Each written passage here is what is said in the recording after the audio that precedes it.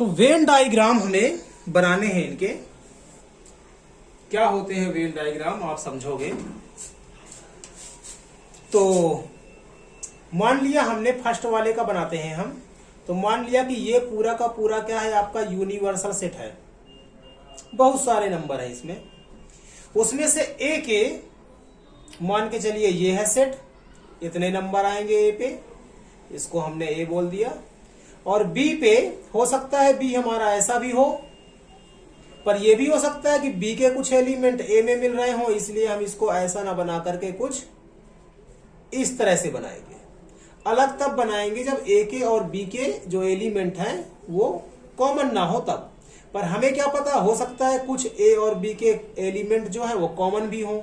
जब कॉमन होंगे तो कुछ इस तरह से हम इसका बनाएंगे। तो ये जो होगा वो ए बी का होगा। हमें फाइंड करना है ए यूनियन बी। हमें फाइंड करना है ए यूनियन बी, अर्थात ए के भी एलिमेंट लेना है, अर्थात ए के भी सारे एलिमेंट हमें लेने हैं और साथ में बी के भी लेने हैं, अर्थात बी के भी लेने हैं। तो ये हो गया ए यूनियन बी का एक वेन डायग्राम। पर हमारा आंसर ये नहीं है, हमारा आंसर होगा ए यूनियन बी का कॉम्प्लीमेंट। अर्थात हमें जो चाहिए वो चाहिए हमें क्या, तो हमें चाहिए ए यूनियन बी का कॉम्प्लीमेंट। तो इसका कॉम्प्लीमेंट चाहिए, तो इसका कॉम्प्लीमेंट चाहिए। तो मैंने बताया था कि कॉम्प्लीमेंट के लिए हमेशा किसको देखते हैं, यूनिवर्सल सेट को। और ये पूरा क्या है, यूनिवर्सल सेट है। तो ए यूनियन बी का कॉम्प्लीमेंट लेने के लिए ए यूनियन बी के एलिमेंट इसमें नहीं होने चाहिए, अर्थात ए यूनियन बी के जो आंसर है इसको छोड़ करके जो बचेगा वो कहलाएगा हमारा इसका कॉम्प्लीमेंट। तो इतना पार्ट आप छोड़ देंगे, अर्थात जो ए था और जो बी था इसका ये पार्ट छोड़ देंगे और जो बाकी पार्ट बचेगा उसको आप कर देंगे शेडिंग, और ये कहलाएगा आपका ए यूनियन बी का कॉम्प्लीमेंट। अर्थात ए के पार्ट को और बी के पार्ट को यहां पे लिखिए आप, या फिर नीचे लिख लीजिए कि ये ए है और ये वाला बी है। तो ए और बी के पार्ट को आपने छोड़ दिया, तो जो बाकी बचा हुआ यूनिवर्सल में होगा वो कहलाएगा आपका ए यूनियन बी का कॉम्प्लीमेंट। बातें समझ में आएंगी, उसके लिए हम दूसरा एग्जांपल देख लेते हैं। दूसरे में है ए का कॉम्प्लीमेंट और इंटरसेक्शन बी का कॉम्प्लीमेंट। इसको बनाते हैं। तो जब ए का कॉम्प्लीमेंट लिया हमने तो ये तो हो गया ए, ये क्या है हमारा ए है। और जब ए का कॉम्प्लीमेंट लेंगे तो ये पार्ट छोड़ करके जो बचेगा वो कहलाएगा ए का कॉम्प्लीमेंट, अर्थात इस पार्ट को हमें छोड़ देना है और बाकी सारा पार्ट हमें ले लेना है। तो ये कहलाएगा हमारा ए का कॉम्प्लीमेंट। इसी तरह से बी का कॉम्प्लीमेंट भी बोल रहा है, तो बी को भी हमने ले लिया। तो ये हो गया, मान के चलिए बी, तो ये हो गया आपका बी। और जब बी का कॉम्प्लीमेंट लेंगे हम तो इतने से पार्ट को छोड़ करके जो बचेगा वो कहलाएगा आपका बी का कॉम्प्लीमेंट।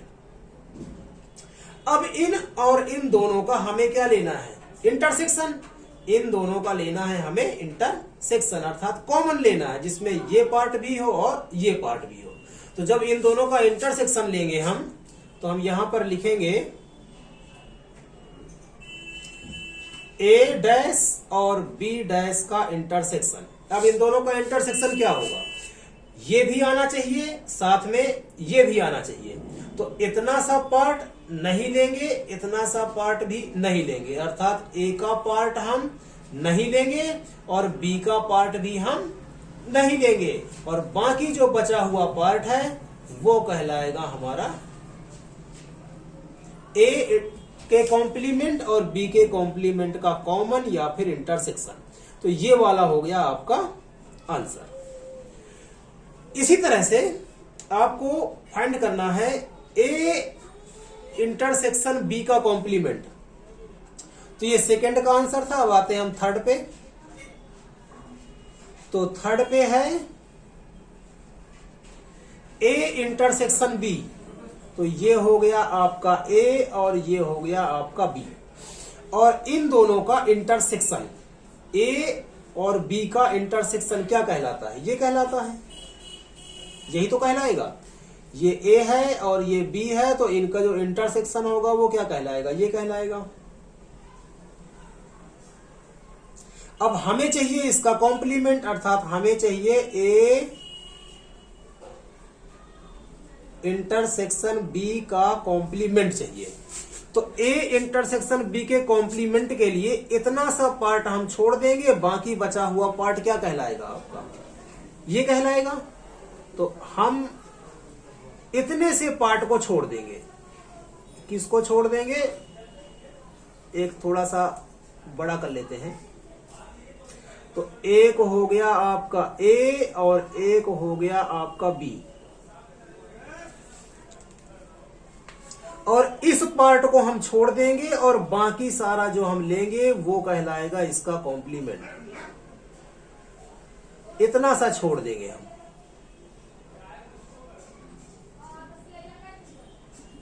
तो इस पार्ट को हम छोड़ देंगे, इसको, बाकी सारा हमारा ये कहलाएगा। इसी को हम ऐसे भी बना सकते हैं कि इतना सा हमें छोड़ देना है और बाकी जो हम ले रहे हैं, ठीक है, ये हो गया आपका आंसर। ये अगर ये समझ में नहीं आ रहा है तो इसको देख सकते हो। इतना सा पार्ट हमें छोड़ देना है, इतना सा, और बाकी सारा पार्ट जो यूनिवर्सल सेट से हम ले रहे हैं वो कहलाएगा ए इंटरसेक्शन बी का कॉम्प्लीमेंट। इसी तरह से हम लास्ट में आते हैं।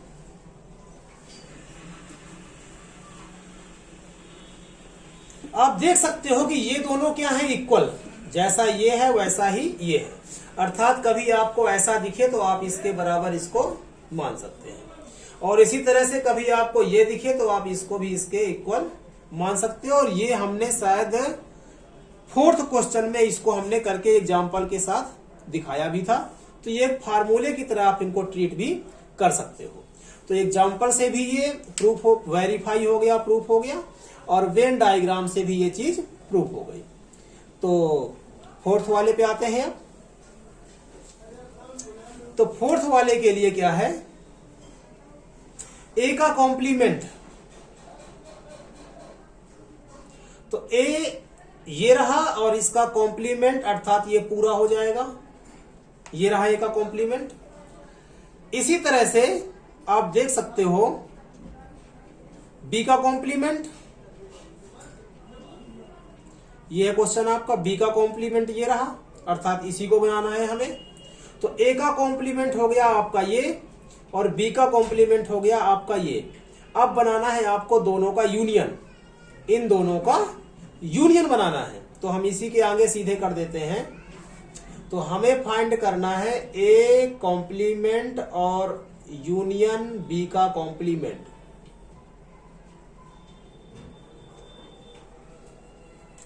तो ए का कॉम्प्लीमेंट ये है, बी का कॉम्प्लीमेंट ये है। इसका इंटरसेक्शन हमने पिछले क्वेश्चन में इसमें निकाला था। कौन से पार्ट में? सेकंड पार्ट में। अब हमें 4th पार्ट के लिए इन दोनों का यूनियन फाइंड करना है।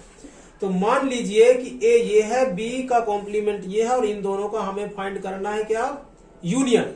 तो यूनियन के लिए आप देख सकते हो इतना सा पार्ट और इतना सा पार्ट।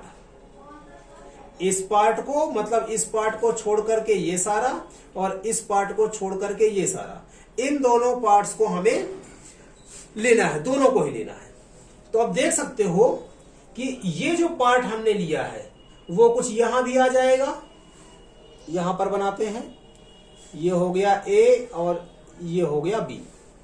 तो इस वाले पार्ट का, इस वाले पार्ट का यही होगा यूनियन है, अर्थात दोनों को ही लेना पड़ेगा।